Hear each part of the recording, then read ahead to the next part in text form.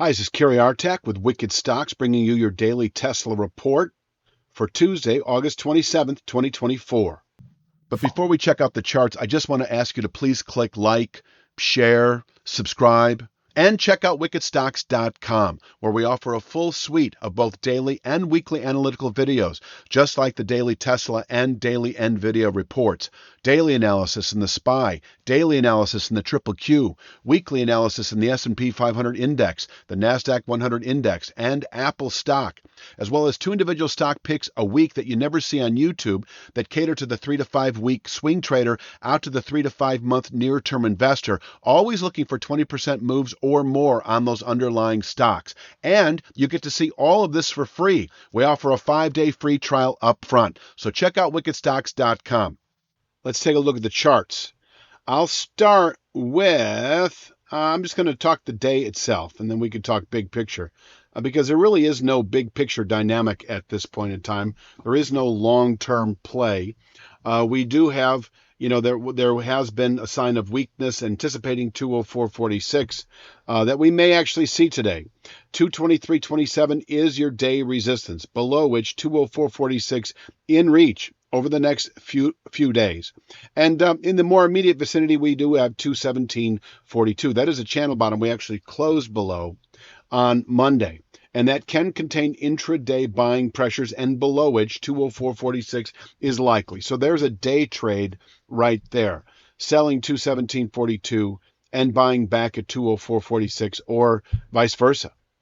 If we push or open today above 217.42, then 223.27 is likely, where we can place a daily high. And if we close today above 223.27, I see no good reason to be short Tesla. As we move through the rest of the week, I would expect within several days the 237.89 rising channel top, in combination really with this former channel bottom at 243.87. This area is narrowing gradually every day, and it really is kind of in the second week of September that they all converge to a single point. So you can see that up here, that this is weekly resistance. And if we close above 223.27, I see that as a good opportunity to go long, 3 to 5 day swing traders, anticipating a bullish continuation into this rising and gradually narrowing zone of resistance between 237.89 and 243.87, where we could top out through next week and fall away from here perhaps into, say, I don't know, mid-September. And of course, closing above 243.87 would be a show of strength. We could then, I don't think I even have them charted out. I do not. But there are long-term resistance areas. If we close above 243.87, I'll just point to the 320s up here. This would be probably several months away, but you've got, 330.84. So we're a long way from that, and I'm not going to go there right now. I am going to go back to this chart here, opening below 217.42. We'll keep 204.46 in reach today, where a low can be made for the week itself, and we can round back up to 223.27 within 2 to 3 days, and onward and up into, some variation of rising channel resistance. That today is at 237.89. That would be a slightly different structure, though, if we were to test the 204.46 speed line, because it would be just a softer angle. And we'll be showing that, of course, at the time. Now, if we close below 204.46, that is a meaningful pivot point to the downside as we move into September trade.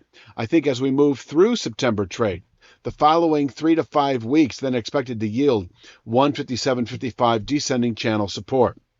So your next sort of big picture sell signal would come with a settlement below 204.46.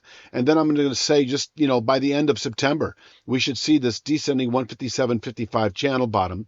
And you can see here by the end of December, it's in the 120s. And I bring that up because we got significant support, longer term support presently in the 120s at 128.82. This is a weekly channel bottom at 128.82. We also have, some at 193.61. This is a one-year channel top.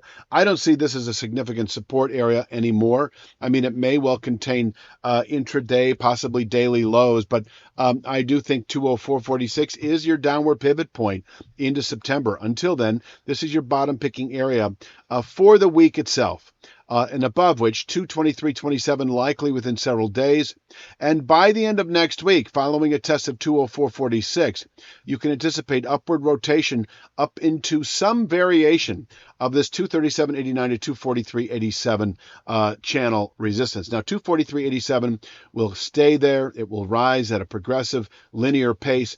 237.89, though, will change a bit because it'll then be based on a trend line off these lows here that is a softer angle.